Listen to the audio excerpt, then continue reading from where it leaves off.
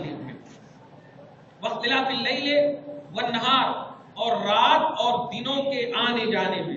اب اختلاف یہاں پر ترجمہ کریں گے تو معلوم ہوگا کہ ہو گیا. قرآن پاک میں اختلاف اللیل والنہار، رات اور دن کے اختلاف میں، اختلاف کہتے ہیں آنے جانے، آنے جانے. رات جاتی ہے دن آتا ہے، دن جاتا ہے رات آتی ہے. آگے اس کی خبر آنے والی ہے، پہلے آپ یہاں پر ابتدائیہ جملہ دیکھیں. بے شک آسمانوں کی تخلیق میں، زمینوں کی تخلیق میں، اور راتوں اور دنوں کے آنے جانے میں، اور وہ کشتی جو تمہیں سمندر پر لے کر چلتی ہے تمہارے نفع کے سامان کے ساتھ، تمہارے نفع کے سامان کے ساتھ. زمانے کے حساب سے کشتیوں پر سفر کرتے ہیں. آج تو 3 گھنٹہ میں سعودی عرب پہنچ جاتے ہیں، تو 8-8 دن تک لگتے تھے، آج بھی ہوں گے. تو وہ کشتیاں جو تمہارے فائدے کے سامان کو لے کر چلتی ہیں سمندروں میں، اور وہ جو اللہ نے آسمان سے وہ پانی نازل کیا جس پانی کی وجہ سے فَأَحْيَا بِهِ الْأَرْضَ بَعْدَ مَوْتِهَا. اللہ پاک ابھی دیکھیے، ابھی ایک دم سمجھ جائیے، اللہ پاک زمین، خشک زمین کو سرسبز و شاداب کر دیتا ہے. احیا، زمین کو حیات بخش دیتا ہے بعد موتہا، اس کے مرنے کے بعد. کمال ہے. لفظی تشریح میں جائیں تو پھر ہو جائے.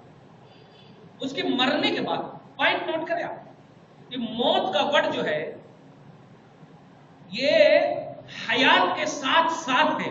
ایک دم نوٹ کیجیے گا کہ اگر زمین کو مرنے کے بعد زندہ کرتا ہے، زمین کو مرنے کے بعد مطلب کسی کا اپنی اصلی حالت سے چینج ہو جانا، یہ موت ہے. جیسے اب زمین ہے، اب بارش نہیں ہو رہی تھی، خشک تھا، تو یہ زمین کی موت ہے. لیکن زمین ہے تو موت ہونا ایک وصف ہے، یعنی طاری ہوتی ہے چیز، یہ عارضی چیز ہے، حقیقت کو نہیں بدلتی. جیسے زمین کی موت کے بعد زمین کو ہریالی بخشتا ہے، تو زمین اپنی جگہ پر مسلم ہے.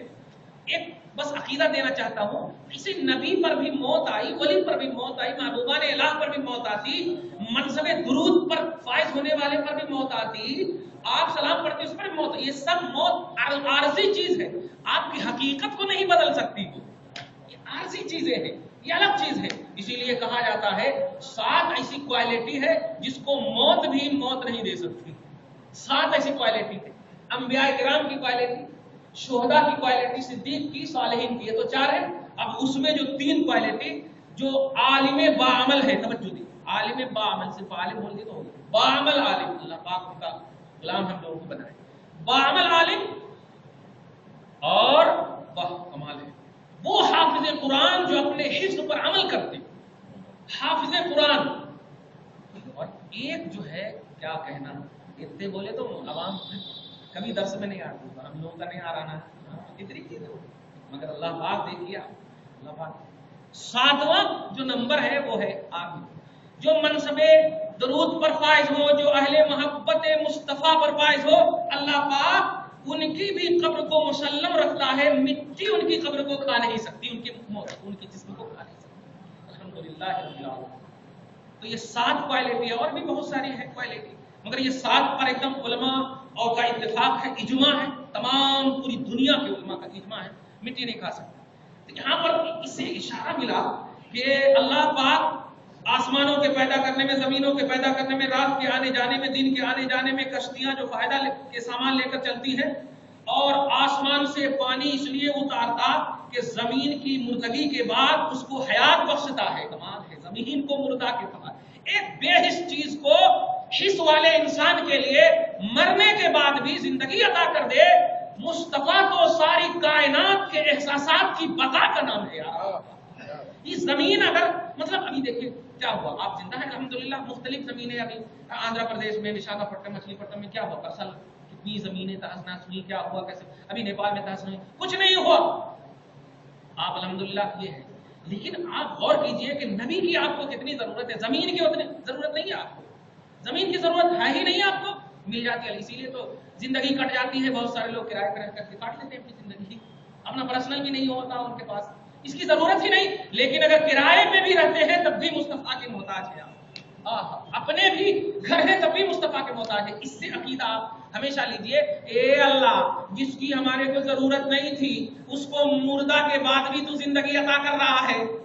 جس کی ضرورت ہے ہمیں، سبحان اللہ.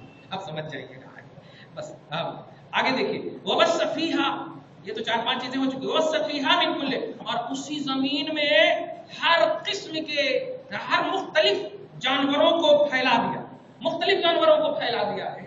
اب کسی سے آپ کو دودھ مل رہا ہے، کسی سے آپ کو یہ سب جو آتے نا چپل بنتے، چمڑے وغیرہ سے بنتے ہیں نا، سویٹر بنتے، بہت ساری چیزیں. تو یہ کیا کہنا یار، ایک چیز کو اللہ تعالیٰ، اور آگے دیکھے گا نتیجہ دیکھے گا نا تو مزہ آ جائے. وتصریف الریاح ہے، اور ہواؤں کے پھیلانے میں بھی، بس ابھی میں بھی کہہ رہا ہوں وہ کیا ہے، وہ آگے آنے والی ہے.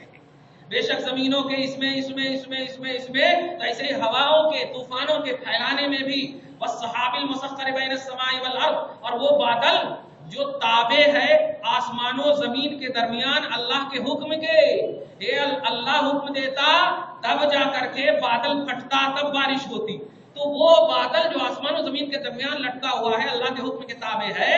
اب اتنی بات، بے شک ان تمام چیزوں میں لآیات، یقیناً نشانیاں ہیں، لقوم یعقلون، عقل والوں کے لیے.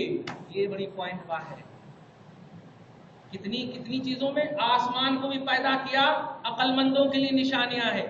ایک دن بھی آپ پوچھ کر کے بتائیے کہ آسمان سے اے عقل والے تو نے کیا نشانی پکڑی، کیا نشانی پکڑی، کیا نشانی پکڑے، زمین سے کیا نشانی پکڑے. حالانکہ اللہ پاک فرما رہا ہے نمبر 163 میں، 264 224 میں، 164 میں 164، جب نشانیاں ہیں تو ہونا نا. لیکن نہیں، ایک بات میں ایک دم آسانی سمجھ جائیے. ابھی ان صفا والمروہ کے حوالے سے بھی میں نے بتایا تھا کہ نشانیاں ہوتی ہیں جس کے لیے اس کی معرفت، اس کی حقیقت، اس کی سچائی کی پہچان اور اس تک پہنچنے کے لیے نشانیوں کا پہلو اور نشانیوں کا جملہ بولا جاتا ہے. اللہ پاک نے آسمان و زمین کی تخلیق میں، بارش برسانے کی تخلیق میں، بادلوں کی تخلیق میں، صبح و شام کے آنے جانے کی تخلیق میں، کشتیوں کی تخلیق، سب میں اللہ پاک نے عقل مندوں کے لیے نشانیاں رکھی ہیں. یہیں سے سمجھ میں آ گیا ہوگا آپ کو کہ وہ لوگ جو آسمان اور زمین اور ان تمام چیزوں سے عبرتیں لیتے ہیں، نصیحتیں لیتے ہیں، اور سب سے بڑی نصیحت کیا ہے، ابھی جو میں نے 10-5 منٹ پہلے جو کہا کہ آپ جانتے ہیں، آپ ایک دم اس کو یوں سمجھیے کہ ایک پتھر کو کتنا بھی اوپر آپ پھینکیے، جب تک آپ کے ہاتھ میں طاقت ہے اس طاقت کا اثر رہے گا تو اوپر جائے گا، لیکن اس کو آنا ہے نیچے ہی.